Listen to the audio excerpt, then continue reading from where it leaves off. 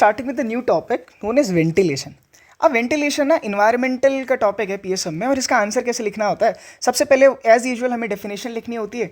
Second page के कुछ standards हैं कि क्या क्या स्टैंडर्ड्स होते हैं वेंटिलेशन के, क्या टाइप्स होते हैं, और डिस्कम्फर्ट अगर हमें याद रह जाए, टाइम बचे तो लिख सकते हैं। ना व्हाट इज डेफिनेशन, अगर ये हमारे पास रूम है तो इसको मैं बोल रहा हूँ दिस इज एक्सचेंज, और ये जो एयर आ रही है, तो ventilation is not only replacement of the विटिलेटेड एयर। मैं अगर कह रहा हूँ एक नॉर्मल रिप्लेस होगी विटिलेटेड air, it's not only the replacement of विटिलेटेड air but also जो एयर आ रही है वो प्योर हो, अच्छा खासा उसका टेम्परेचर हो और ह्यूमिड हो। मतलब जिन एयर विच इज कमिंग वो क्या होना चाहिए, उसका प्योरिटी, टेम्परेचर और ह्यूमिडिटी ऑफ अपकमिंग एयर भी देखना है। तो this is a definition of ventilation. Now what are the standards of ventilation, air आने के और मतलब प्रॉपर स्टैंडर्ड्स होने चाहिए ना, तो इसके 3 स्टैंडर्ड्स होते हैं। First is floor, second is air exchange, floor कैसा है, second is air exchange, third is cubic space, अंदर स्पेस भी है, एयर एक्सचेंज तो है ठीक है लेकिन अंदर ओवर क्राउडेड ना हो। तो सबसे पहला फ्लोर, फ्लोर स्पेसमेंट क्या होता है, मैंने ओवर क्राउडिंग बताया था कि like 70 to 90 square feet is a must for पर पर्सन। उससे ज़्यादा होगा तो क्या हो सकती है, ओवर क्राउडिंग हो सकती है। हाइट जो उसकी होती है दैट इज, अगर मैं फ्लोर से रूफ की हाइट बोलूँ, तो अगर मैं बोल रहा हूँ कि यहाँ से रूफ की हाइट है और मैं 12 फीट से ऊपर कोई एग्जॉस्ट लगा रहा हूँ या फिर मैंने कोई वेंटिलेशन के लिए खोला, तो इतना काम नहीं करेगा यार, बिकॉज 12 फीट से ऊपर ना ये इनइफेक्टिव वेंटिलेशन हो जाती है। तो ये होता है फ्लोरिंग क्राइटेरिया। और जो तुम्हारे पास एयर एक्सचेंज है, व्हाट इज एयर एक्सचेंज, जो एयर एक्सचेंज है that is a minimum exchange between the fresh air and the विटिलेटेड एयर। ये कितना होना चाहिए, that is 3000 cubic feet per person per hour. Remember the 3000, अगर मैं बोल रहा हूँ दैट इज क्यूबिक फीट, मैंने ऐसे याद किया, क्यूबिक, क्यूब मतलब 3 और 3 0, दैट इज 3000 पर feet per person per our. अब होता क्या है, व्हाट इज एयर एक्सचेंज कैसे देखते हैं, एयर एक्सचेंज का क्या फॉर्मूला होता है, कितनी उसमें जगह है, that is cubic capacity of the room plus कितनी आर्ली एयर आ रही है, that total early air is coming out.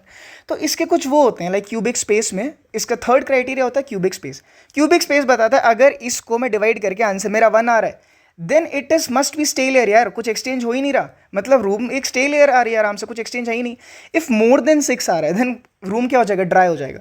तो एक परफेक्ट के लिए ना हमें एक नॉर्मल लिविंग रूम के लिए 2 और 3 के अंदर स्टैंडर्ड रखना होता है। और अगर मेरे पास वर्किंग रूम है, बिकॉज वर्किंग रूम है तो पर्सपिरेशन होगा, स्वेटिंग होगी या फिर ह्यूमिडिटी बढ़ेगी, देन 4 to 6 एयर एक्सचेंज रखना होता है। तो that is a 3 standard, first is floor, second is air exchange, third is a cubic space. Now what are the types of ventilation, यार एक पहले अब आ गए एसीस और एग्जॉस्ट, तो अब आए ना, पहले कौन से थे, नेचुरल वेंटिलेशन। तो इसका निमोनिक होता है that is wind, WIND। W से स्टार्ट होता है इटसेल्फ विंड, और विंड में याद रखना, विंड में क्या होता है, कैप उड़ जाती है, तो द विंड का निमोनिक है कैप, CAP। तो C से स्टार्ट होता है, अगर मैं विंड की बात करूं तो विंड अगर है तो must be cross ventilation. What is cross ventilated, doors and Windows facing each other, मतलब जो डोर्स एंड विंडोज हैं अपोजिट साइड होने चाहिए। Second, aspiration. Now what is aspiration, when there is an obstruction air passes and exert a suction at a tail, मतलब अगर कोई obstruction है तो यहाँ पर ना एयर एकदम जाती है एकदम सक्शन से। कभी देखना कि लाइक अगर यहाँ पर एक तुमने घर बना रखा है गांव में और यहाँ पर अगर थोड़ी सी जगह, तो यहाँ से ना एकदम तेजी से हवा आती है, that is known as aspiration. ठीक है, जो जयपुर में जो जितने भी तुमने हवा महल देखा है उसका जो फेमस क्राइटेरिया है कि उसको हवा महल क्यों कहते हैं, वो एस्पिरेशन के थ्रू ही आती है। और उसमें परफ्लेशन भी होता है। परफ्लेशन क्या होता है, सिंपल रूम में विंड फ्लो करना, दैट इज परफ्लेशन। तो ये नेचुरल क्राइटेरिया थे, कौन कॉज कर रहा था, विंड क्रॉस कर रहा था। Second, IIN, that is inequality of temperature. Inequality of temperature कुछ नहीं, इन अ नटशेल, कि अगर ये तुम्हारा घर है, यहाँ पर टेम्परेचर मान लो T1 है और यहाँ पर टेम्परेचर T2 है, तो मान ली ये अगर ठंडा है और ये गर्म है, तो इनका टेम्परेचर डिफरेंस से ही क्या होगा, आएगी हवा आएगी, तो टेम्परेचर डिफरेंस होना चाहिए ना एक तरीके को ट्रैवल करने के लिए। तो simple, the air rises when slightly heated, escape from the opening provided high up in the room, outside air which is cooler and denser enter in the room from the inlet placed। तो जो बाहर की air है वो अंदर आ जाएगी, this is known as a type of ventilation air because of the temperature. Second is diffusion, diffusion के थ्रू भी आ सकती है, बिकॉज जो स्पेसेस होती है ना, लाइक पहले के गांव में या फिर नेचुरली जो होती हैं इसके स्पेसेस होती हैं, इन स्पेसेस में से भी आ सकती है ना। This is known as natural method, wind, inequality of temperature, और या फिर क्या कह सकते हो, diffusion. Now the method is artificial ventilation. Now artificial ventilation में हमें क्या क्या पढ़ना है, first is exhaust. What is exhaust ventilation, which this is exhaust. Exhaust कुछ नहीं है यार, एक हमने हाई अप एरिया पे बना दिया और यहाँ पर हमने एक एग्जॉस्ट फैन लगा दिया, ये बंदा यहाँ पर वैक्यूम क्रिएट करेगा और यहाँ से हवा बाहर चली जाएगी। तो सिंपल, हम अपने टॉयलेट्स में, किचन में, लेबोरेटरीज में देखते हैं कि एक fan remove the indoor air, create a vacuum and fresh air enters naturally, simple. एक होता है एग्जॉस्ट, दूसरा होता है एयर कंडीशनिंग। मैं पहले तुम्हें ये पढ़ा दे रहा हूँ air conditioning. Air condition like ACs, हाँ, एयर कंडीशन क्या है, control the temperature, humidity, cleanliness and the air movement addition to ventilation. ना remember कि air condition, why air condition is better, conditioning of air हो रही है, तो conditioning of air मतलब temperature, ह्यूमिडिटी और क्लिनलीनेस.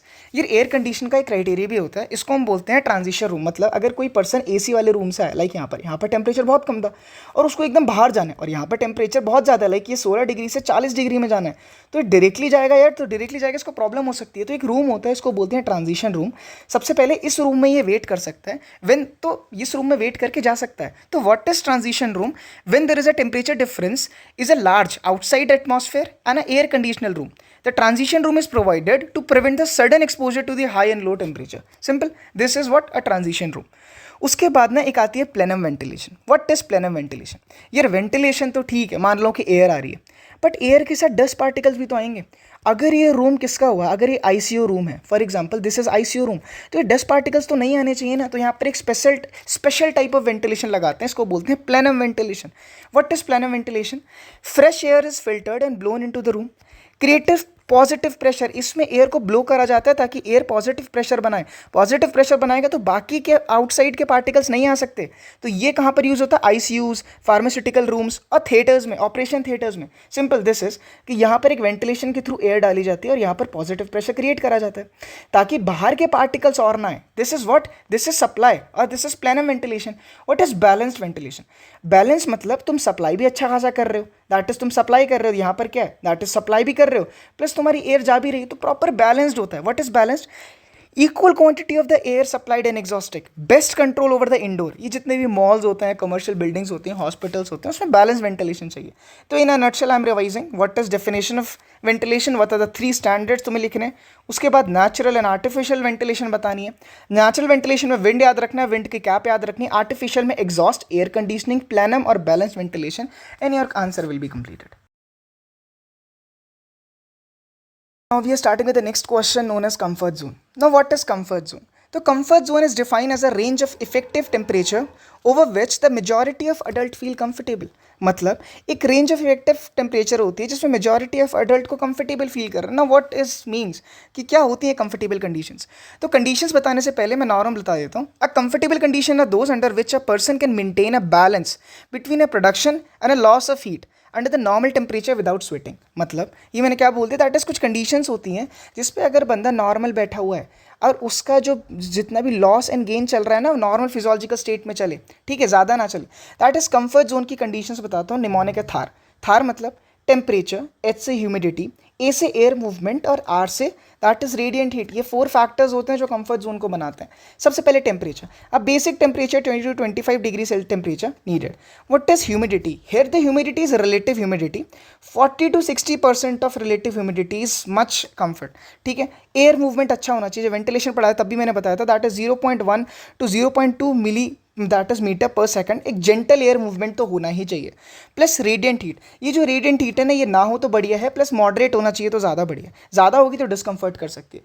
तो normal there are the 4 conditions. First is temperature, second is humidity, A is air movement and radiant heat. Now what is comfort zone in India? Comfort zone India के लिए तुम्हें बस एक चीज़ याद रखनी है, what is comfort temperature, that is 20 to 25 degree temperature, 25 degree Celsius. इसके नीचे जा रहा है तो कूल एंड कोल्ड. मतलब अगर 20 डिग्री सेल्सियस जा रहा है कोल्ड, 20 से भी नीचे जा रहा है then cold. And the warm, warm अगर है तो 27 to 28 दैट इज वार्म. गर्म होना स्टार्ट हो गया 27 to 28. और अगर 28 से भी ज़्यादा पहुंच जाए, लाइक 30 और more than 30, this is very hot. तो ये कंफर्ट जोन थोड़ी ना, that is very hot. Comfort zone तुम्हें याद रखना, that is 20-25. Now what happened? Temperature जा रहा है, हमें क्या, तो देर is a when the comfort zone is disturbed. अगर मैं कह रहा हूँ टेम्परेचर बढ़ रहा है लाइक टू हॉट, तो हीट बंदे को सबसे पहले डिहाइड्रेशन हो सकता है. डिहाइड्रेशन है तो स्वेटिंग हो सकती है उसको. स्वेटिंग है तो हीट क्रैम्प्स पड़ सकते हैं.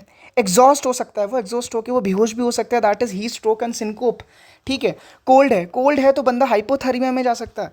हाइपोथर्मिया के बाद अगर वो बहुत ऐसे रीजन में है जहाँ पर बहुत ज़्यादा, that is a snowy region, frostbite भी हो सकती है उसे.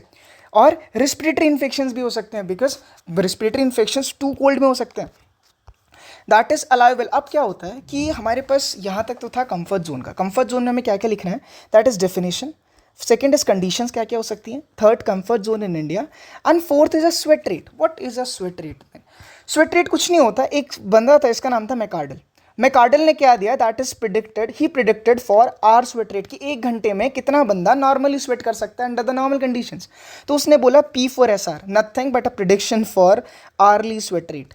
तो सिंपल, उसने क्या बोला, अगर एक बंदा 1 से 3 लीटर कर रहा है एक आवर में स्वेट रेट, देन एक, इट्स नॉट पर आवर यार, it's sorry it's not per hour, it's in 4 hour, कि अगर वो 4 घंटे में कितना स्वेट कर रहा है, predicted 4 hour sweat rate not 1 hour, अगर वो 4 घंटे में 3 लीटर कर रहा है देन कंफर्ट एरिया में, अगर वो 3 से 4.5 लीटर कर रहा है then it is a just tolerable area not a comfort area, अगर वो 4.5 से ज़्यादा कर रहा है that is a intolerable area. तो let me ask a question, what is a maximum limit for comfort, is it 4.5? No, it is 3, because वो normal comfort में कितना है 3 लीटर में, अगर वो 4 घंटे में 3 लीटर कर रहा है ना तो वो नॉर्मल है, इट्स लाइक सिंपल। अगर वो बाकी सब में just tolerable and intolerable state आती है। तो ये तेरा एक आंसर कंप्लीट होता है, शॉर्ट आंसर, कि उसमें लिखना क्या, what is definition of comfort zone, second what are the conditions, THAR conditions, now what are the comfort zone in India, maintain first, इसमें करना है क्या, एक तुम कंफर्ट जोन बताओ, बाकी वार्म एंड कोल्ड लिख दो। व्हाट आर द डिस्कंफर्ट मतलब अगर ये फॉलो नहीं होंगे तो बंदा किस किस कंडीशंस में जा सकता है, and what are the sweat rate मैंने बता दिया, मैकार्डल और P4SR भी।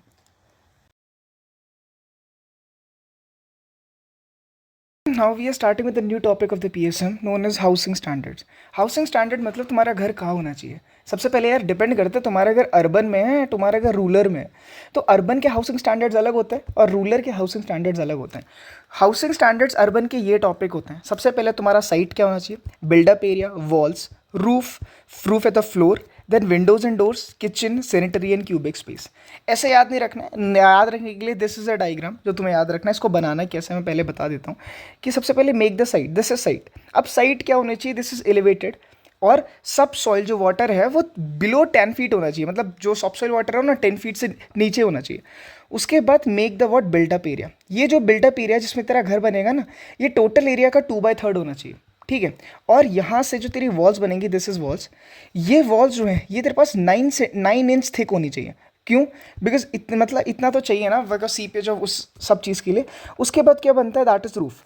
जो रूफ है वो तेरे पास कितना फीट ऊपर, दैट इज 10 to 12 फीट ऊपर होनी चाहिए, लाइक 10 to 12 फीट ऊपर होनी चाहिए। Then for the floor area, this is floor area. Floor area अगर हमें लेके चलना है तो हम पर पर्सन लेते हैं पर स्क्वायर फीट, तो 50 to 100 पर 50 to 100 square feet per person floor area होना चाहिए। ना डोर्स एंड विंडोज़ के लिए चीज़ें होती हैं, लाइक अगर तेरे को विंडो बना रहा है, विंडो 3 फीट ऊपर तो होनी चाहिए, प्लस डोर्स एंड विंडो ना क्रॉसली में अपोजिटली होनी चाहिए। हम बोलते हैं जैसे इंडिया के अगर घर है तो वो नॉर्थ साउथ डायरेक्शन में होना चाहिए बिकॉज विंड के डायरेक्शन की वजह से।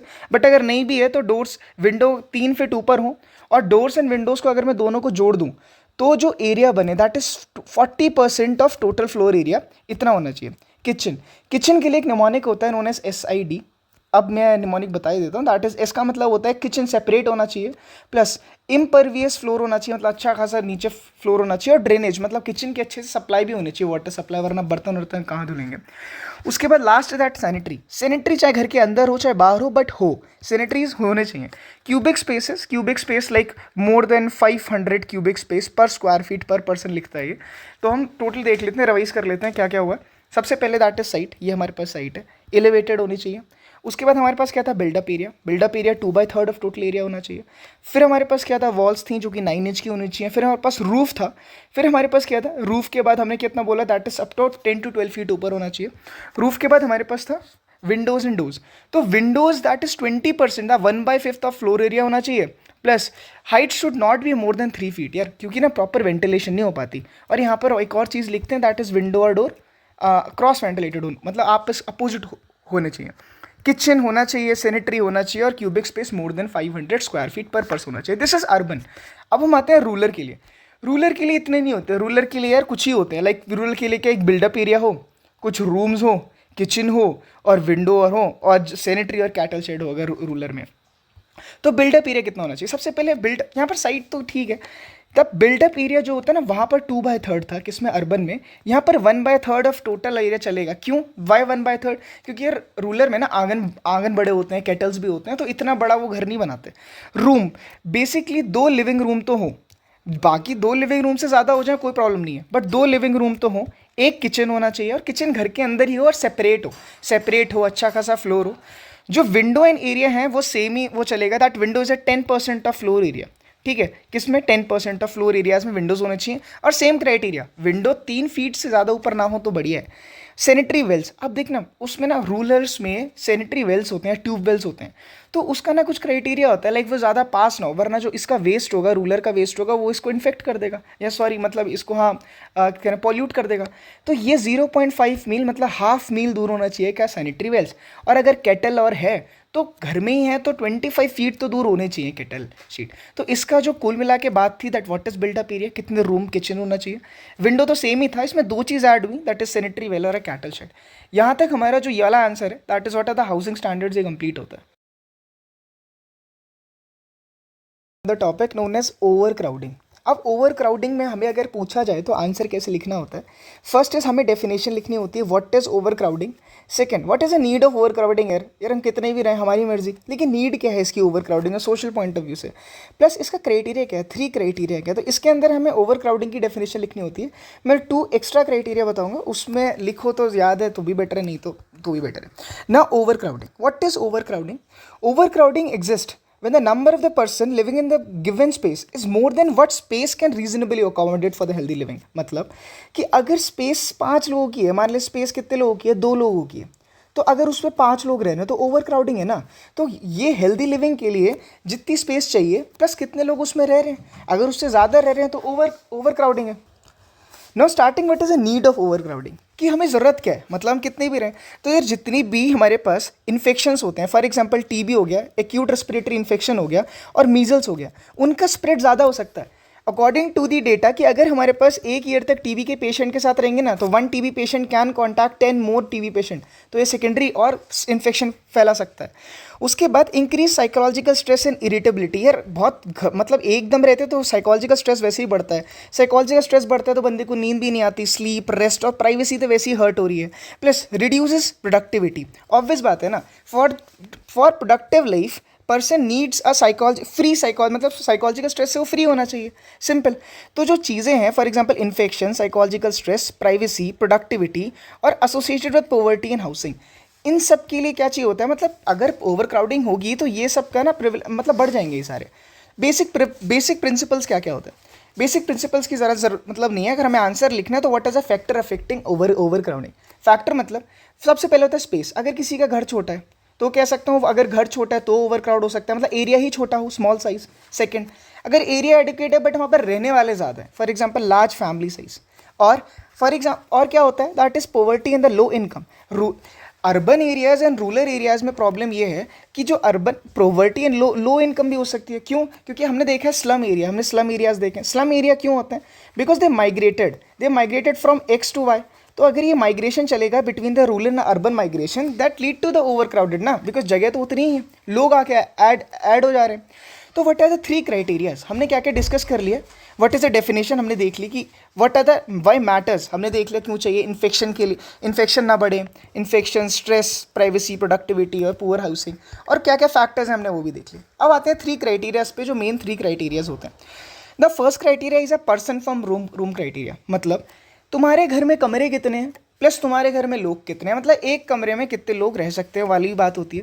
क्यों, इसका एक ट्रिक है, फॉर एग्जांपल मैं तुम्हें बता दे रहा हूँ कि 1 अगर एक रूम है या फिर 5 या 5 से ज़्यादा रूम है देन डबल द पर्सन, और अगर 2 3 4 रूम है तो पर्सन का करना है डबल करके 1 माइनस कर दो। मैं क्या बोल रहा हूँ यहाँ के देखो, कि अगर रूम 1 है then double the person, 2 person रह सकते हैं, और रूम 5 है या 5 से ज़्यादा है then double the person. But अगर 2 3 4 है double -1, for example 2 then 4 - 1 is 3, 3 then 6 - 1 is 5, 4 then 8 - 1 is 7, simple. तो ये क्राइटेरिया होता है person for room criteria. Then there is a floor का तुम्हें याद रखना है, अगर मुझे फ्लोरिंग देखनी है तो ये कुछ चीज़ें याद रखनी है। अगर लेस देन 1 ईयर का कोई भी बच्चा है that will not be count, that वो काउंट नहीं करना हमें उसे। अगर 1 से लेकर 10 साल तक का है देन काउंट एज हाफ। अगर हमारे पास 10 साल से ज़्यादा का है तो ही 1 से 1 काउंट करना है, ये आसान है। फ्लोर स्क्वायर फीट में होता है, अगर 50 से कम स्क्वायर फीट है तो यार 0 निल देता है, बिकॉज ओवर क्राउडिंग तो वैसे ही हो गई, क्योंकि एक बंदे को, आधे बंदे को भी, 10 साल के बंदे को 50 स्क्वायर फीट तो चाहिए चाहिए। तो 50 से 70 है देन हाफ, 70 से 90, यार इसमें ना 20 प्लस कर दो, 90 पहले, इस 90 के बाद कितना प्लस करना, दैट इज 10, पहले 20 देन 10 प्लस करते रहो, दैट इज 70 से 90 तक 1, 90 से 100 तक 1.5, 110 से ज़्यादा 110 से ज़्यादा 2, मतलब हाफ हाफ प्लस करते रहना है। सिंपल, ये फ्लोरिंग क्राइटेरिया था, मतलब एक पर्सन को कितना फ्लोर की ज़रूरत होती है, ये हमने देखा कि इतने रूम की ज़रूरत होती है। Now there is a sex separation. Sex separation का मतलब ये है कि अगर क्या क्राइटेरिया है when the person to oblige to sleep in the same room, तो क्या क्या हो सकता है, 2 पर्सन हो, प्लस अगर 2 पर्सन हैं एज में 9 साल से बड़े हैं, दोनों हस्बैंड वाइफ अगर नहीं है, हस्बैंड वाइफ तो ना हो, और अपोजिट सेक्स के हों, they are oblige to sleep in the same room. तो ये सब जो था 3 क्राइटेरियाज थे। इसके अलावा एक क्राइटेरिया होता है, क्राइटेरिया नहीं होता, इट्स लाइक हम फ्लोरिंग, ये इंडाइसेस है, हम स्पेस स्टैंडर्ड देखते हैं। What is a floor space, जो मैंने तुम्हें बताया ना कि लाइक 100 स्क्वायर फीट और ये सब, ये वाला पर पर्सन। ओवर क्राउडेड में कैसे बोलता हूँ, इट इज़ अ फॉर्मूला कि total floor area upon number of the person. अगर इसको डिवाइड करके तेरे पास 9.3 मीटर स्क्वायर से, ये वो फीट में था ना, ये मीटर में, 9.3 फीट मतलब 9.3 मीटर स्क्वायर से कम वैल्यू आ रही है, देन ओवर क्राउडेड नहीं आया। Then start with this example, अगर हमारे पास ये रूम है, ये रूम कितने का है, 3 मीटर और 4 मीटर की इसकी डायमेंशन है, तो इसका टोटल एरिया कितना होगा, 12 मीटर, और रहने वाले मान ली इसमें 4 है, तो हमारे पास फ्लोर पर पर्सन कितना हो गया, फ्लोर था 12, रहने वाले 4, आंसर आया 3। 9.3 से तो कम है, यस, देन ये क्या है, ओवर क्राउडेड क्राइटेरिया को सेटिस्फाई करता है। हमारा जो आंसर है वो हमें 9.3 से ऊपर चाहिए मीटर स्क्वायर से। Now second is ventilation. ये मैंने जब वेंटिलेशन पढ़ाया था तुम्हें, तो मैंने बताया था कि जो वीडियो है, सॉरी ये जो विंडो है, विंडो ना 1/5 होनी चाहिए फ्लोर के। 1/5 कितना होता है, 20%। तो 20% तो चाहिए ही विंडो, किसका, फ्लोर के। तो टोटल फ्लोर एरिया में से जो विंडो एरिया है वो 20% चाहिए। नाउ एग्जाम्पल, अगर तुम्हारा रूम का साइज 14 मीटर स्क्वायर है, मान लो 14 मीटर स्क्वायर है, और विंडो का size 1 × 1 that is 1 metre square है, तो वेंटिलेशन रेट कितना हुआ, वेंटिलेशन कितना हुआ, दैट इज विंडो का साइज 1, रूम का साइज 1/14 × 100, ये कितना है 7.1। ये 20 से तो कम है, कितना होना चाहिए था 1/5 और 20, तो इनएडिक्वेट वेंटिलेशन है।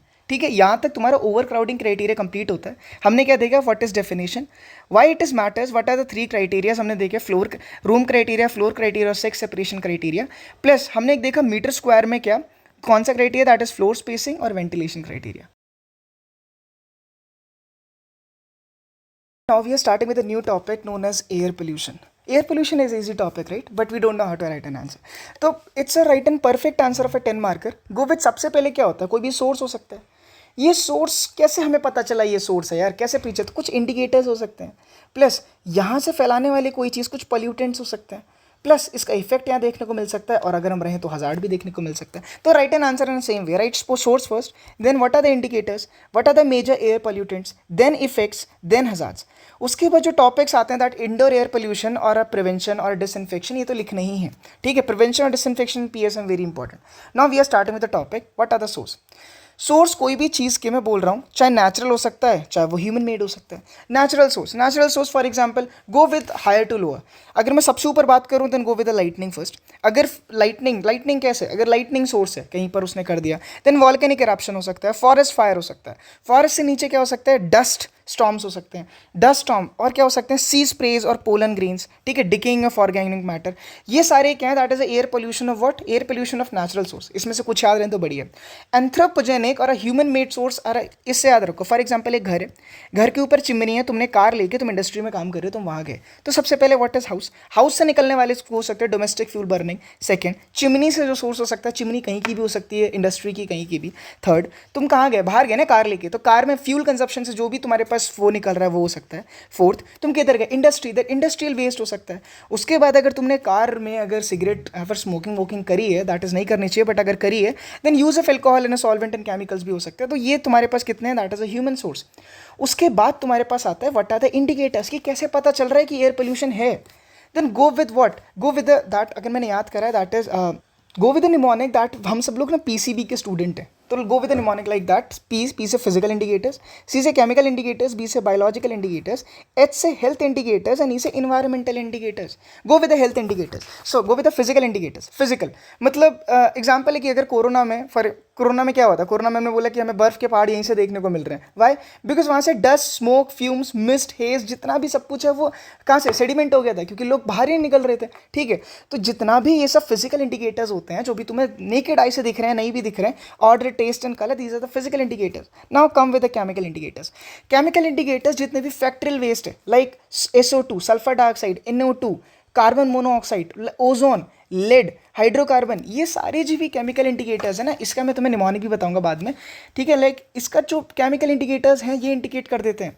Now go with the biological indicators. Biological क्यों बोल रहा हूँ, याद रखना लाइकन, लाइकन क्या होता है, लाइकन एक क्या नाम है, सिम्बाइंट है।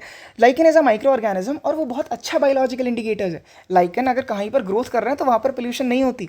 Environmental indicators, what is environmental indicators, listen. हमें सबसे पहले क्या हुआ, ताजमहल जो था वो वाइट था, ताजमहल धीरे धीरे एज अ डेज पास वो येलो होता चला गया। सिमिलरली जो statue of liberty was brown, धीरे धीरे जैसे उसका मेटल का कोरोजन हुआ वो ग्रीन होता चला गया।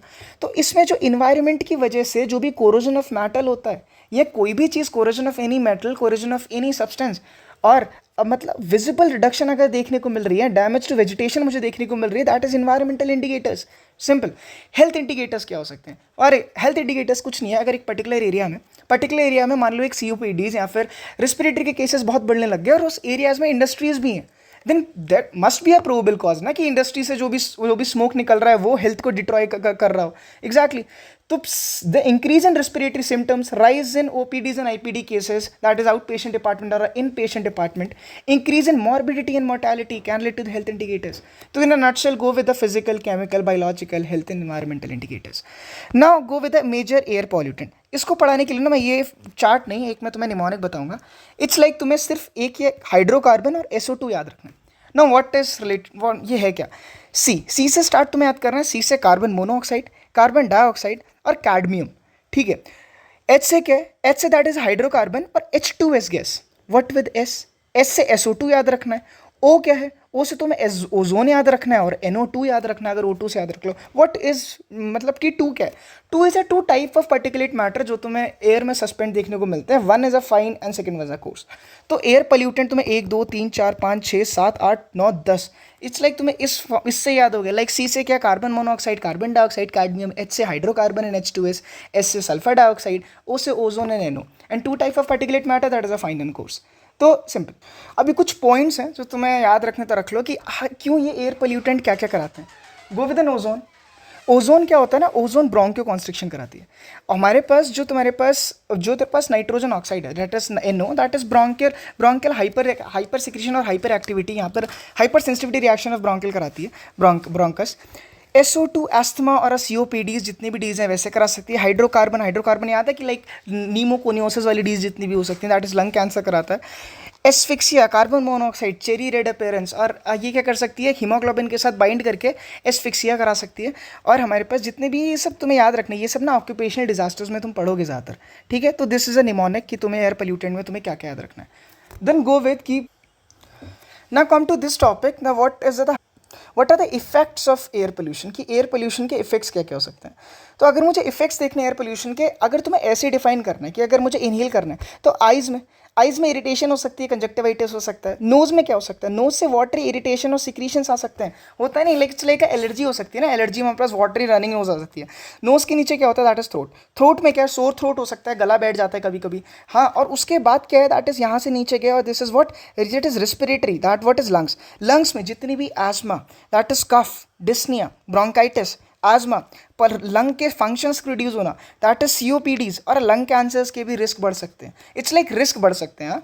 और व्हाट इज अब सेंट्रल नर्वस सिस्टम क्यों ना बढ़े, दैट इज अगर सेंट्रल नर्वस सिस्टम में हेडेक हो सकता है, अगर इन्वायरमेंट में CO2 की कंसेंट्रेशन ज़्यादा है, O2 की कंसेंट्रेशन कम है, तो अगर CO2 क्या सकती है, CO2 can cross the blood brain barrier, उसके बाद हेडेक हो सकता है, डिजीनेस, फटीग और decrease mental performance.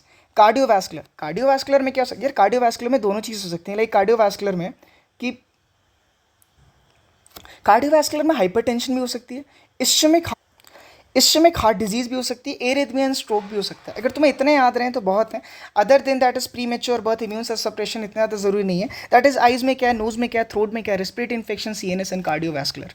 Vulnerable group क्या हो सकते हैं यार, नॉर्मल बताओ। वनरेबल ग्रुप चाइल्ड हो सकता है, एक्सट्रीम एजेस लाइक चाइल्ड हो सकता है, एल्डरली हो सकता है, between the ages pregnant women हो सकता है, या फिर जो लोगों को पहले से डिजीज है, फॉर एग्जाम्पल एस्थमेटिक पेशेंट्स, वो लोग हो सकते हैं, दैट इज वनरेबल ग्रुप्स हो सकते हैं ना। What are the hazards. अब हजार्ड्स क्या होता है, अगर हम हजार्ड्स की बात करें तो हमारे पास हजार्ड होते क्या हैं, लाइक अभी एक्यूट हजार्ड, उसके बाद हमारे पास आता है दैट इज क्रोनिक हजार्ड, उसके बाद आता है इन्वायरमेंटल, देन सोशियो इकोनॉमिक। ना what is acute hazard, go with a story कि अगर हम एक ऐसी जगह जहाँ पर एकदम से पोल्यूशन आए और तुम वहीं पर चले गए, that is acute. For example तुम्हारे सामने बहुत पोल्यूशन, तो क्या लगे, irritation from the eyes, nose and throats, headache, all the symptoms जो मैंने नहीं बताया, व्हाट इज द क्रॉनिक। अगर तुम्हारा घर इंडस्ट्री के साइड में और इंडस्ट्रियल पोल्यूशन ने जो एयर क्वालिटी इंडेक्स है उसने बेकार कर रखा है, your air quality index in a maroon stage. अभी मैं बताऊंगा अभी कि मरून मैं क्यों बोल रहा हूँ, because it's a colour coding. कि अगर फॉर एग्जाम्पल कि क्रॉनिक हजार्ड है, क्रॉनिक हजार्ड्स में तुम्हें जितनी भी बीमारी like emphysema, cardiovascular, lung cancers, reduce expectancies, ठीक है। Environmental hazards like environment related. अब इन्वायरमेंटल हजार्ड्स कौन कौन से होते हैं, लाइक एसिड रेन हो गया, ग्लोबल वार्मिंग हो गया। ग्लोबल वार्मिंग से रिलेटेड ना 3 तुम्हें चीज़ें याद रखनी है। फर्स्ट इज क्योटो प्रोटोकॉल तुम्हें याद रखनी है, रिलेटेड टू ओजोन थी। Second is a Montreal protocol and a Paris protocol तुम्हें याद रखनी है, पेरिस में जो समिट हुआ था वो तुम्हें याद रखना है, ठीक है। तो अब मैं क्या डैमेज, ये तुमने global warming, acid, ozone layer depletion and socio economic hazards like health care and loss of productivity, poor quality of life. Hazards तुम्हें याद रखने हैं, एक्यूट, क्रॉनिक या फिर क्या सकते हैं environmental. Now go with what is the prevention and what are the control. ये प्रिवेंशन एंड कंट्रोल क्यों, गो विद दिस कि अगर मुझे कोई चीज़ से प्रिवेंट करना है, ये एक बहुत अच्छा निमोनिक है। फॉर एग्जाम्पल नाउ प्रिवेंशन किससे करना है, इट्स लाइक कि ये एक सोर्स है, ये तुम्हारा घर है, यहाँ पर मैं पेड़ वेड़ बनाता हूँ और इट्स लाइक एल। तो व्हाट इज प्रिवेंशन, हमें सोर्स रिडक्शन कर दें, हम सोर्स को हटा दें। सेकेंड क्या, अगर मैं बोल रहा हूँ दिस इज योर हाउस, तो हाउस लेवल और इंडिविजुअल लेवल पे तुम क्या कर सकते हो। सेकेंड इज तुम इन्वायरमेंटल लेवल पे क्या कर सकते हो, this is L for legislature, कि तुम लेजिस्लेचर के उस पर क्या कर सकते हो, एल या एजुकेशनल लेवल पे। तो स्टार्ट विद सोर्स रिडक्शन को, अगर सबसे पहले यूज़ फॉर क्लीन फ्यूल, कि हम क्या कर सकते हैं, हम सबसे पहले एलपीजीज, बायोगैस, ये सब कर सकते हैं, यूज़ कर सकते हैं। प्लस हमें क्या करना है कि सबसे पहले फिल्टर्स लगा सकते हैं, रेगुलर व्हीकल मेंटेनेंस, पोल्यूशन जो चेक कराते हैं वो करवा सकते हैं। Ban on burning the best, जो स्टेपल हो सकते हैं, जो फार्मर्स होते हैं जो अपनी क्रॉप जलाते हैं, उसको बैन नहीं करना, मतलब उसको मिनिमाइज कर सकते हैं कि लाइक उसके बाद हमारे पास क्या था, घर पे इंडिविजुअल लेवल पे हम क्या कर सकते हैं, like cooking fuel, avoid smoking और प्रॉपर वेंटिलेशन एंड सनलाइट। उसके बाद environmental level, what is environmental level, यार ग्रीन बेल्ट का नाम सुना, ग्रीन बेल्ट कुछ नहीं होता। अगर तुम्हारे पास एक सिटी है, ठीक है, और तुम्हारे पास सिटी है, तो यहाँ पर तुम ना एक बेल्ट लगा लो, दैट इज तुम यहाँ पर इन्वायरमेंट या फिर पेड़ लगा लो, this known as green belt. इसका बहुत फायदा होता है, तुम्हारी सिटी कूल रहती है कि लाइक तुम्हारा टेम्परेचर डाउन रहता है, तुम्हारे पास अच्छी ऑक्सीजनेशन या तुम्हारे पास वेंटिलेशन बहुत अच्छी होती है, ठीक है। और हम सिटीज़ में प्रॉपर वेस्ट मैनेजमेंट का भी ध्यान रख सकते हैं। लेजिस्लेचर यार जितने भी एक्ट आए हैं, दैट इज ये याद रखना, ये तीनों एक्ट, एयर से रिलेटेड आया था prevention and control pollution act of 1981, environment protection act आया था ऑफ 1986, और नेशनल क्लीन एयर प्रोग्राम आया था एनसीपी, एनएसीपी नहीं है वो, NACP is a national AIDS control programme, this is NCAP, that is NCAP, that is national clean air programme. हाँ, अभी हम क्या कर सकते हैं, that is health education like community awareness. Last topic, disinfection of the air. Now we are bind up this topic. Disinfection में तुम्हें याद रखना है, दैट इज तुम्हारे पास सिक बीएफएक्स से तुम याद रख सकते हो। एस से क्या है, सनलाइट, अच्छी खासी अगर सनलाइट है, because sunlight is containing ultraviolet, और अल्ट्रावायलेट रेडिएशन नेचुरल डिसइंफेक्शन का काम करती है, ग्रेट। आई से क्या होता है, आयनाइजेशन क्यों, because the air ion reduce the microbial load, अगर हम उसको एयर को आयनाइज कर देंगे तो माइक्रोबियल लोड को कम कर देता है। हम कुछ एयर प्यूरीफायर्स में इसका यूज़ करते हैं, एग्जैक्टली जो हमारे पास एयर प्यूरीफायर्स जो डेली में इतना बिक रहे हैं, उसमें हम ये आयनाइजेशन टेक्निक का इस्तेमाल करते हैं। लाइक सी से क्या, केमिकल मेथड, जितने भी हम हॉस्पिटल में हम क्या देखते हैं, स्प्रेज देखते हैं, डिसइंफेक्शन स्प्रेज, फॉर्मल्डिहाइड या फिर हम क्या हाइड्रोजन पेरोक्साइड के वेपर्स हम डालते हैं, that is known as chemical disinfection. ना व्हाट इज वी से वेंटिलेशन, पूरा टॉपिक पढ़ा है मैंने वेंटिलेशन पे कि वेंटिलेशन हम क्या क्या कर सकते हैं, क्या क्या क्राइटेरियाज हो सकते हैं, ठीक है। F for filtration, what is filtration हम हॉस्पिटल से इस्तेमाल करते हैं, लाइक फिल्ट्रेशन मतलब ऑपरेशन थिएटर्स में, रिमूव डस्ट इन माइक्रो। इसमें एक और मैंने, जब तुम वेंटिलेशन पढ़ोगे ना, तो मैंने एक नया टॉपिक पढ़ा है उसमें एक modern method of the ventilation में एक है कि हम ओटीज़ में कौन सी वेंटिलेशन इस्तेमाल करते हैं। उस वेंटिलेशन का नाम प्लैनम वेंटिलेशन होता है, वो वहाँ जाके अभी आगे आएगा वीडियो में। Then start with an X से what is X is that is, यहाँ पर तो एक्स, यहाँ पर यूवी रेज लिखा है, बट मैंने एक्स से रेज बता दिया कि लाइक अल्ट्रावायलेट और जर्मीसाइडल रेडिएशंस होती हैं, सेम विद जो सन कर रहा था वो यूवी रेज हम देखे कर सकते हैं, इसमें कर सकते हैं किल बैक्टीरिया, फंगी। और यहाँ पर ये टॉपिक जो होता है वो कंप्लीट होता है। सबसे पहले तुमने क्या देखा, दैट इज सोर्स क्या होता है, फिर उसके इंडिकेटर्स हमने क्या देखा, दैट इज पीसीबी है, that is physical, chemical, biological, health indicators और environmental indicators. Major air pollutants में तुमने देखा CH और SO2 निमोनिक देखा था। इफेक्ट्स हमने देखा था, लाइक कहाँ इफेक्ट्स हो सकते हैं, पूरा एक बंदा बनाया था उसमें हमने पूरा देखा था।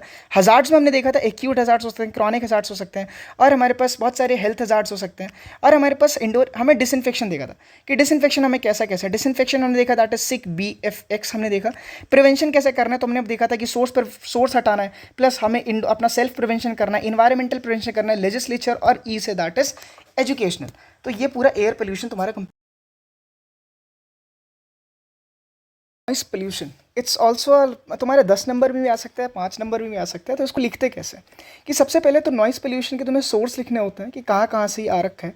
Second, what are the properties. यार नॉइज़ और साउंड में कुछ तो डिफरेंस होगा ना, तो उसकी प्रॉपर्टीज़ लिखनी पड़ती हैं, ये प्रॉपर्टीज़ को फॉलो करना होगा।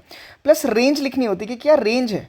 प्लस इस रेंज में ना तुम दो टाइप से लिखते हो, क्या वो रेंज है और क्या कौन कौन से गवर्नमेंट ने कौन कौन से एरिया में किस रेंज को एप्लीकेबल कर रखा है कि लाइक यहाँ पर यहीं पर इतनी चलेगी। नो इफेक्ट ऑफ हेल्थ, और तुम उसका कंट्रोल कैसे करोगे। Now starting with the source. Source के लिए तुम एक स्टोरी याद रखो कि सबसे पहले तुम एक घर पे हो, like you're in a domestic, तुम उसके घर पे हो। घर से तुम कहाँ जा रहे हो, तुम जा रहे हो लाइक ट्रांसपोर्टेशन तुम कर रहे हो, और तुम कुछ कम्युनिटी में जा रहे हो। क्या करने, तुम कोई कम्युनिटी में जा रहे हो, कोई ऑक्यूपेशन करने। और ऑक्यूपेशन तुम कम्युनिटी में करने जा रहे हो, तो ऑक्यूपेशन तो ऑब्वियस बात है कोई इंडस्ट्रियल एरिया में ही होगा। एग्जैक्टली। तो the story is you are in a domestic area. तो डोमेस्टिक में क्या क्या नॉइसेस हो सकती हैं, that is TV, radio, music system, grinders, air conditions, और कोई भी डोमेस्टिक एप्लीकेशंस की कोई भी नॉइजेस हो सकती हैं। टीवी की भी बहुत ज़्यादा नॉइज आ सकती है, ठीक है। प्लस तुम कहाँ गए फिर, ट्रांसपोर्टेशन में व्हीकल की like horn, like road traffic, railway engines, aircraft, ship, सारे रेलवेज, रोडवेज, वाटरवेज सब याद रख लेना ट्रांसपोर्टेशन में। तो ठीक है। उसके बाद तुम कहाँ आते हो, लाइक कम्युनिटी में जाते हो। अब कम्युनिटी में क्या है, फॉर एग्जांपल तुम जा रहे हो और बीच से तुम जा रहे हो, किसी की शादी हो रखी है, तुम्हारा दिमाग और खराब है, that is loud speaker. Plus तुम रिलीजियस स्पेस पे जा रहे हो, प्लस मार्केट या फिर फेस्टिवल, अगर fire cracker, these are community related ना। तो कुछ कम्युनिटी में क्या क्या हो सकता है। कम्युनिटी के बाद तुम कुछ ऑक्यूपेशन करने जा रहे हो, what are the occupation related. For example अगर तुम माइनिंग में काम करते हो, या फिर तुम प्रिंटिंग या फिर कोई पावर ट्यूज में या वीविंग में काम करते हो, तो वहाँ पर एक नॉइज़ आने लगती है यार।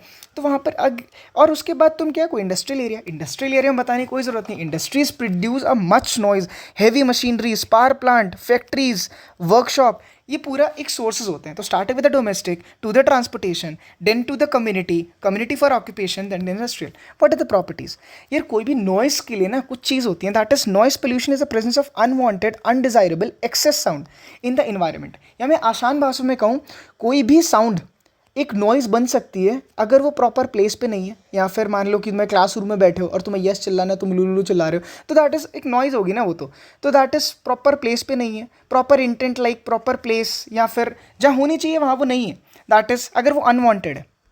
सेकेंड, इर्रेगुलर, कुछ भी इंटेंसिटी से है, इर्रेगुलर है, तुम समझ नहीं पा रहे। तो मतलब तीसरा क्या, दैट इज इनकोहेरेंट मतलब कुछ भी है उसको कि लॉजिकल सीक्वेंस बैठ नहीं रहा। तीसरा ए पीरियोडिक मतलब कोई भी रेगुलर पैटर्न को फॉलो नहीं कर रही है वो, ठीक है, और वो अनोइंग है। दैट इज प्रॉपर्टीज और कैरेक्टरिस्टिक्स ऑफ अ वॉइस, ठीक है। सबसे इंपॉर्टेंट है what are the range of noise levels. Range noise levels का क्यों है, बिकॉज सबसे पहले मैं तुम्हें एक और चीज़ बता दूं, नॉइज को मेजर कैसे करते हैं। एक इंस्ट्रूमेंट होता है साउंड लेवल मीटर, उसको SLM बोलते हैं।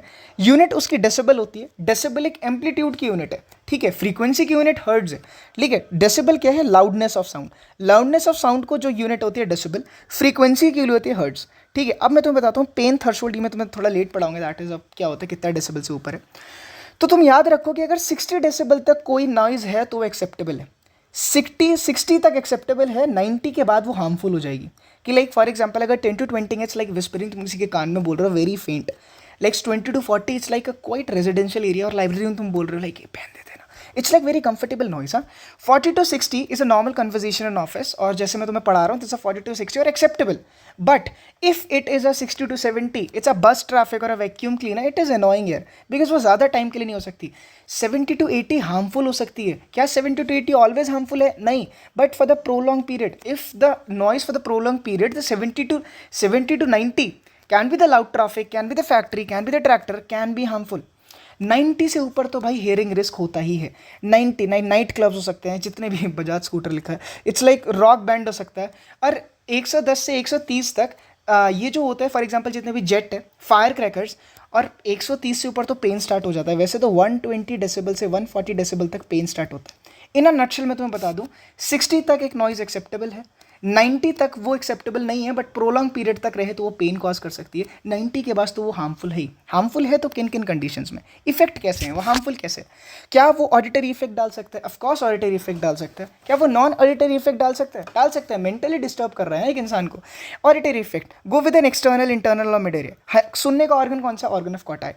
तो ये ना क्या कर सकता है? हेयरिंग लॉस कर सकता है। ठीक है, permanent hearing loss. Temporary threshold shift, what is temporary threshold shift? एक बंदे को नॉर्मल डेसिबल पे सुनाई दे रहा था, लाइक उसको 20 डेसिबल पे आराम से सुनाई दे रहा था। अब वो इतनी लाउड एरिया में है कि उसको 20 डेसिबल पे सुनाई देना ही बंद हो गया, लाइक उसका थर्शोल्ड बढ़ गया 30 decibel. It can lead to the permanent hearing loss अगर वो ऐसा बढ़ते चला गया तो। टेनाइटस, टेनाइटस मतलब एक रिंगिंग इन ईयर्स आती है। और year fatigue. What is non auditory effect? Related with CNS only. हाँ, सीएनएस अगर तुम बहुत ज़्यादा ऑडिनल हो देंगे तो बंदा हेडेक हो सकता है उसको। हेडेक तो वो सोएगा नहीं तो फटीग और स्ट्रेस हो सकता है, स्लीप डिस्टर्बेंस, कंसंट्रेशन जा सकता है उसका। ठीक है, गो with the CVS and gastro. अगर उसका सीप अच्छा नहीं है तो मैं कैसे कह सकता हूँ कि वो हाइपरटेंशन या फिर मैं कह सकता गैस्ट्रिक इरिटेशंस, अल्सर, क्योंकि उसकी स्लीप साइकिल हट गई है ना, तो वो नॉन ऑडिटरी इफेक्ट भी दिखा सकता है। ठीक है, नॉन ऑडिटरी इफेक्ट में तुम्हें याद रखना सीएनएस इफेक्ट, कार्डियोवास्कुलर इफेक्ट और जीआईटी इफेक्ट। ठीक है, उसके बाद कुछ गवर्नमेंट ने कुछ परमिसिबल लेवल्स लगाए। What is CPCB in India? CPCB एक बोर्ड है, ठीक है, कंट्रोल बोर्ड है फॉर पोल्यूशन, नॉइज पोल्यूशन के लिए। कुछ एरिया है, लाइक उसमें बता रखा है कुछ day time and night time कि रात में कितनी नॉइस परमिसिबल है प्लस डे में कितनी नॉइस परमिसिबल है। डे कितना बोलते हैं? 6 बजे से दिन स्टार्ट हो जाता है नॉर्मल लोगों का, 10 PM तक दिन चलता है, 10 PM के बाद होती है नाइट लाइफ। ठीक है, अब कुछ एरियाज हैं, फॉर एग्जांपल ऐसे याद रखो, इसको याद करने का तरीका ये है कि तुम कहाँ पर गए, तुम घर से बिना बताए कहाँ गए, कोई इंडस्ट्री में गए हो, और इंडस्ट्री के बाद ना तुम कहाँ गए, कोई कमर्शियल एरिया, लाइक इंडस्ट्री में गए, फिर उसके बाद कोई मार्केट चले गए, मार्केट में तुम्हारा घर पे कॉल आया कि तुम घर आओ चुपचाप। उसके बाद तुम कहाँ गए? घर पे गए, दैट इज रेजिडेंशियल एरिया, और तुम्हें घर पे थप्पड़ मार के बिठा दिया, दैट इज साइलेंट जोन। उसके बाद क्या? सबसे पहले तुम कहाँ गए थे? लाइक इंडस्ट्री में गए थे बिना बताए। ठीक है, तो इंडस्ट्री में डे टाइम में लाइक 75, यहाँ से ना 10 माइनस करते रहना। कमर्शियल में 65, then 10 minus, residential 55, silent zone 45 और 50। ठीक है, नाइट लाइफ क्या है? नाइट लाइफ इट्स लाइक इस यहाँ से ना अगर तुम 75 लिख रहे हो, industrial area is like approximately same ही रहता है कि तुम्हें नॉइज़ नहीं करवानी तो नहीं करवानी, 70 तक कर लो। ठीक है, कमर्शियल एरियाज में can be to 55, residential areas में यहाँ से अब तुम 10 माइनस करते रहना, इसका 10 डिफरेंस कि लाइक यहाँ से दैट इज 65, 55 से 45 और ये 40। तो याद रख लेना कि साइलेंट जोन किसे कहते हैं? हॉस्पिटल्स में, एजुकेशनल इंस्टीट्यूट्स में और लाइब्रेरीज में। ठीक है, सिंपल। सबसे पहले industrial area, commercial area, commercial में तुम कहाँ घर पे बुला लिया, residential area, then silent zone. उसके बाद कंट्रोल एंड प्रिवेंशन, कोई भी चीज़ का कंट्रोल, प्रिवेंशन, नॉइज़ का क्या हो सकता है? ये सोर्स है, मान ली ये सोर्स है, इस पाथ से ये ट्रेवल किया, ठीक है, इस पाथ से ट्रेवल किया और यहाँ पर ये रिसीवर है, तो मैं कंट्रोल 3 ही जगह तो कर सकता हूँ। First control at the source level, second no, start किया था सोर्स से स्टार्ट करते हैं। सोर्स, अगर ये बहुत बड़ा लाउड स्पीकर है या फिर कोई भी चीज़ है तो इसको बंद करो ना, दैट इज़ लो नॉइज़ की मशीनरी लेके आओ। ठीक है, रेगुलर मेंटेनेंस करो, क्योंकि अगर तुम उसका लुब्रिकेशन नहीं करोगे वो आवाज़ कर सकता है। मोडिफाइड करो, ठीक है, और plus using the silencers and muffles अगर वो रोड ट्रैफिक एक्सीडेंट का पार्ट है। ठीक है, उसके बाद पाथ क्या होती है? पाथ मतलब तुम एक बैरियर बना दो। फॉर एग्जाम्पल अगर मैं भी अगर कहीं पर रिकॉर्ड कर रहा हूँ तो मेरे को एक साउंड प्रूफ रूम चाहिए, देन वो तुम क्या करो, दैट इज साउंड बैरियर्स बना दो। एक ग्रीन बेल्ट बनाओ, green belt as the much natural source. क्या करो तुम सिटी के साइड में प्लांटेशंस लगा दो, दैट इज ग्रीन बेल्ट।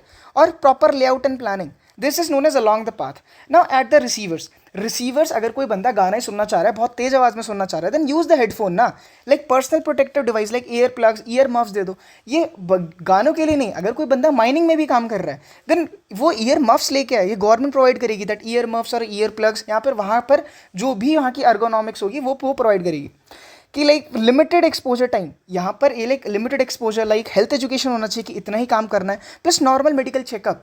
तुम्हारे पास सारे कोई भी चीज़ को काम कराने के लिए, लाइक फॉर एग्जांपल किसी को तुम माइनिंग में काम करा रहे हो, अगर माइनिंग में आवाज़ है then do with the earmuffs दो से, उसका टाइम रिड्यूस करो, उसको एजुकेट करो और तुम उसका मेडिकल चेकअप कराओ। This is all the prevention, control and prevention at the source level, along the path level and the receivers level. तो यहाँ पर तुम्हारे प्रॉपर ये खत्म होता है। एक नॉइस पोल्यूशन लॉ था जो कि एनवायरमेंट प्रोटेक्शन एक्ट 1986 में आया था, नॉइस पोल्यूशन 2000 के अंदर, that is prohibit use of a loudspeaker between the 10 PM to the 6 PM। जो भी नाइट लाइफ मैंने बताई ना, उसके बीच में तुम्हें लाउड स्पीकर यूज करने को प्रोहिबिट है, ये लॉ कहता है ये। ठीक है, fire crackers allowed during the permitted hours, permitted hours तुम्हारे पास वही थे डे टाइम वाले आवर्स। तो तुम्हारे पास जो पूरा प्रॉपर आंसर बैठता है 10 नंबर का, that is source. Then properties कौन कौन सी रही हैं, अनवांटेड, इरेगुलर, इनकोहेरेंट। रेंज क्या हो सकती है, उसका मेजरमेंट कैसे करना है, प्लस गवर्नमेंट ने कौन कौन सी रेंज बनाई है, industrial level, commercial level, resident level और आ silent zone. Effect on health क्या हो सकता है, लाइक ऑडिटरी और नॉन ऑडिटरी कॉज क्या हो सकते हैं, और control and prevention at the source level, at the path level, at the receivers level.